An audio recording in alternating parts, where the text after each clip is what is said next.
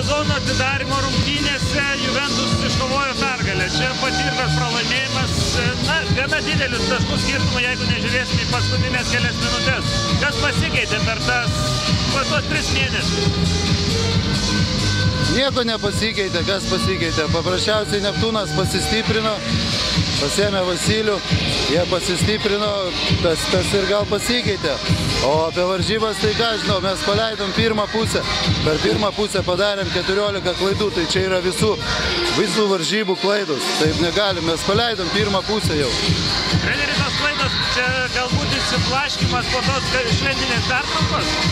Nemanau, nes ta pertrauka buvo pamiršta, nes sportavom tiek 31, tiek 1, ruošiamės intensyviai, rimtai ir nežinau, jokio įsiblaškymo nebuvo pas vyrus. Tik tiek paprasčiausiai, nežinau. Drausmės vėl gal nesilaikymas, derinių nutraukinėjimas, tas ir privedė prie to. Treneri, snaiperiai šiandien atrodo lyg ir neblogai sužaidė, ar ne? Kieno snaiperiai? Mūsų snaiperiai, nežinau, nemačiau statistikos, bet jų snaiperiai tai tikrai gerai sužaidė, tiek Runkauskas, tiek Gailius. 2 žmonės, kurie aplošė visą komandą. Treneri, gal dar tas tradicinis klausimas, gal perdegė visą komandą, nes buvo daug kalbų, daug diskusijų prieš jas? Ne, tai kad tiek jie tokie patys žmonės, tiek mes tokie patys žmonės. Kodėl mes perdegam, o kitos komandos neperdegam? Tai čia, nežinau, čia žaidėjų klauskit, sakau, tokių klausimų ne manęs.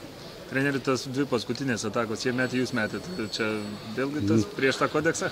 Nežinau, kokį čia kodeksą šiaip nemeta nieks tokių atvejų krepšį.